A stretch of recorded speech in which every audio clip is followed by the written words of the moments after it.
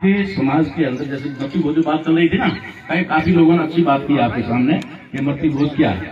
तो मैं एक बार तो आपको ये बताना चाहता हूँ कि बहुत सारे हमारे लोग जो हैं वो भोलेपन के कारण या अपने जानकारी के अभाव में अक्सर ये बात कहते हुए पाए जाते हैं कि आ तो हमारे बूढ़ी वाली परंपरा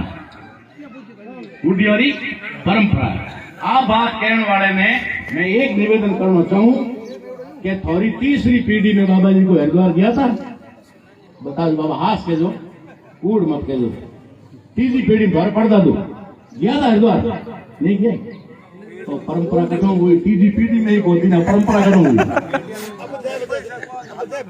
सुनिए मैं कहना कहता हूं, मैं समझाना कहता हूं। आज से 3 पीढ़ी पहले हमारे लोग हरिद्वार का हरि का गंगा जी का नाम भी नहीं ले सकते थे, नाम लेने पर जुबान काट दी जाती थी। ठीक है, क्यों? क्योंकि अगर आपने हरिद्वार का नाम लिया है, गंगा जी का नाम लिया तो गंगा जी वहां पड़ी अपवित्र हो जाती थी। तुम्हारे नाम से, तुम्हारे सिर्फ नाम लेने से हरिद्वार और हर की पौड़ी अपवित्र हो जाती थी।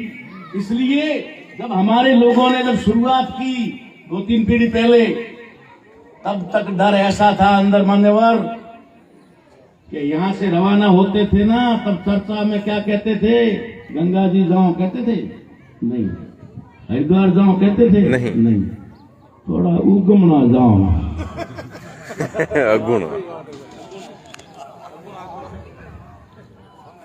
थोड़ा उगमनो जानो है। गंगा जी और हरिद्वार नाम लेने का अधिकार नहीं था हमको, ठीक है ना। जब जाना शुरू हुए तब भी उगमना कहते थे और वहां आने कोई नहीं देता था, बीच में फेंक के आना पड़ता था। यहाँ आकर बोल देते जाके आया ना के आया, कई बार रेल में रह गया। तो ये समझना चाहिए कि ये हमारी परंपरा नहीं, हमारी परंपरा नहीं। मान लीजिए हमारी परंपरा बन गई और 3 पीढ़ी से 4 पीढ़ी से हम जा रहे, हम गंगा जी में नहा के आ गए, ठीक है। तो ये मेंढ के तो बेचारे नहीं होते पवित्र, थोड़ी है, लेकिन हम तो इंसान है ना, हम तो इंसान है, हम तो पवित्र होना ही चाहिए ना। तो क्या हम हरिद्वार जाके आए, गंगा जी की झारी घर पे लाके खोली, पूरे गांव को बुलाया, खाना भी ऊंची जाति के लोगों ने बनाया, हमको भी ऊपर से खिलाया, हुआ?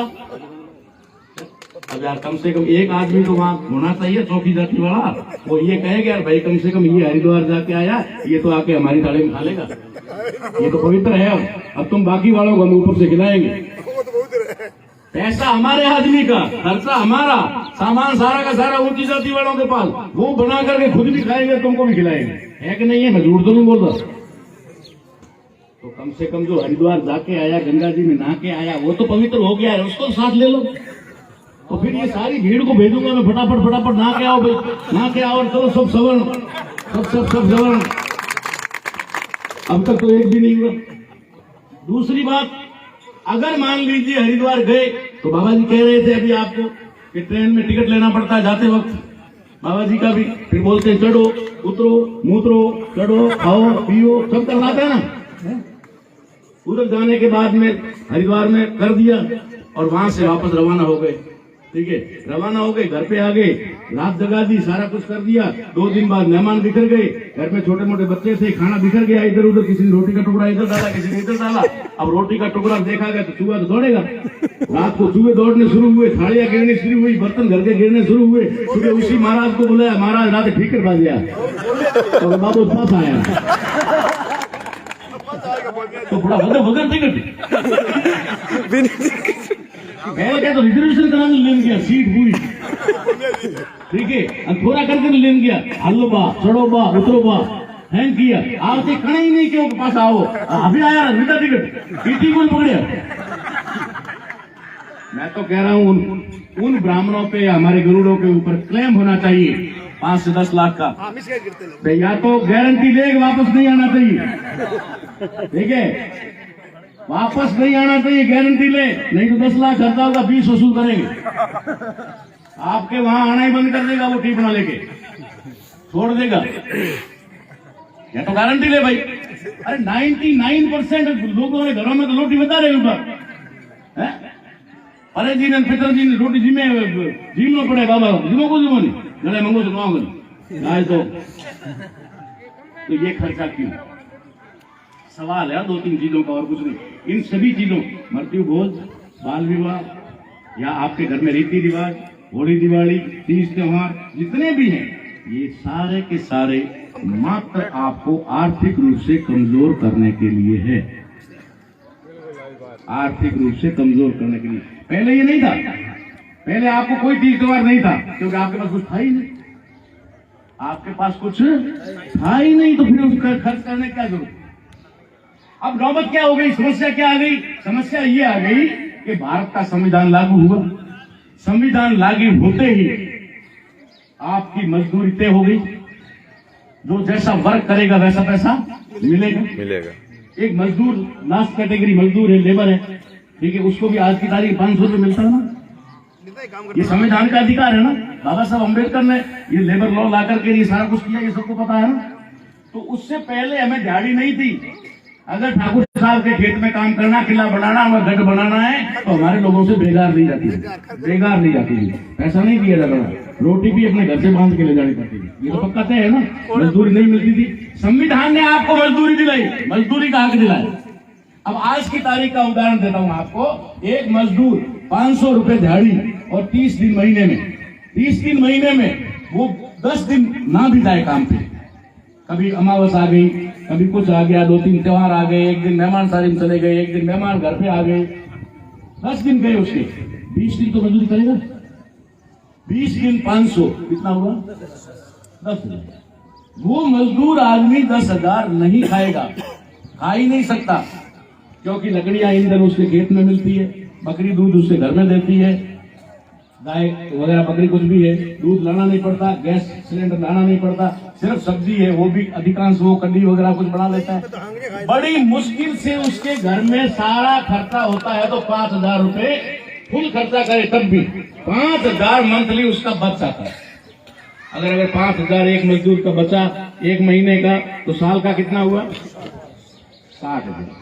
60,000 रुपए अगर उसने कहीं पर भी साहूकार को ब्याज पे दे दिए तो 60,000 के 70 हो जाएंगे, 70 के 80 हो जाएंगे, वो मल्टीप्लाई होता रहेगा। अगर मल्टीप्लाई ना भी हो, वो अपने पेटी में डाल दे, गुजरों में डाल दे, तब भी 10 साल में कितना हो गया? 60,000 इंटू 10 6 लाख। भाई घर में छुपा के रख सकते हैं, ना दे किसी को, बाहर बैंक में ना रखे, तो घर में भी रख दिया तो भी 6 लाख हो गया। 6 लाख रुपया अगर उसके पास में है तो क्या सोचेगा? यार बच्चा 10वीं क्लास पास कर लिया है, अब 12वीं में आया है, कोटा भेज देते हैं, इसको डॉक्टर बना देते हैं, इसको इंजीनियर बना देते हैं, पैसा तो है ही है। अगर ये नहीं सोचेगा तो दूसरा क्या सोचेगा? यार हेडे में बेबी का जन्म मिले रही है, भैया पड़े है, ढगलो देते हैं, वहां पे ले लो, ठीक है, जमीन खरीद देगा।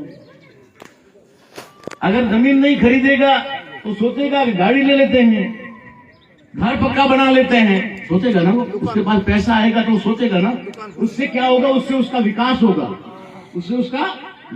और विकास होना नहीं चाहिए, विकास उसका होना नहीं चाहिए। 10 साल में उसने सारे खर्चे कर्जे करने के बावजूद भी 6 लाख रुपया बचा लिया। अब 6 लाख में वो कुछ ना कुछ उल्टा पंगा करेगा, इसलिए उन्होंने क्या कहा? 6 साल में साला घर में कोई न कोई तो मरेगा, 10 साल में कोई न कोई तो मरेगा। मरते ही हालो हुक्मना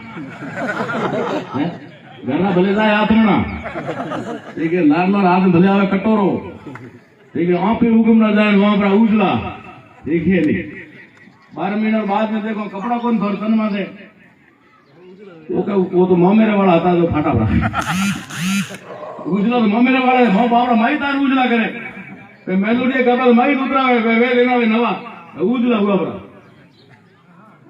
तो 10 साल में एक मृत्यु भोज करवा दो तो उसके 6 लाख तो हो गए और 2-3 लाख और करना एक्स्ट्रा हो जाएगा। अब जो 5 लाख आपके 5,000 जो खर्च हो रहे हैं ना, वो भी किसमें हो रहे हैं? वो आपके खर्च हो रहे हैं अगरबत्ती में, दिए में, धूप में, नारियल में, ठीक है, जात में गाड़ी भाड़े लेने जानो है, जात देवा घरों हेंगों भेड़ा लेने जानो पड़े, पूरे पूरे कुटुंब ने लेने जानो पड़े, कुटुंब जोत लावनी पड़े, कम बड़ी काम करी जोत तो ठीक घड़ी घड़ी, ठीक है। पते दागण है, जम्मा है, जड़ बहन है, वाणी है, तीज है, त्योहार है, कभी महीने में 15 त्योहार आ रहा, आपका धन व्यर्थ खर्च हो रहा, व्यर्थ। बहन 15 दिन पहला आई थी, बढ़िया ड्रेस कर मिली, उडवणी कर मिली, जेड़ा दीकरो एक सगू पर छोड़ो परो, भाई माथे बाहर है, नाड़े खवड़ावनो पड़े, भाई तो हाथ में दिन वही को नाड़े लेना आई, हमें नाड़े लेना इधरों कि भैया पहल कर हमारे एक ने ड्रेस दी, हमके घर बहनों ने भिड़ा लेना पड़े, ओ मराया। अनावश्यक है, आवश्यक था वो पहले कर दिया, आवश्यक था वो कर दिया, ये अनावश्यक हो गया। इस प्रकार से आपको डर दिखाए जाते हैं और डर दिखा दिखा करके आपका पैसा व्यर्थ कर करवाया जाता है। अरे वो पैसा उधर से बंद करो और अपने बच्चों की एजुकेशन पे लगाओ। ये मछली भोज, तीज, त्योहार, ये सारे के सारे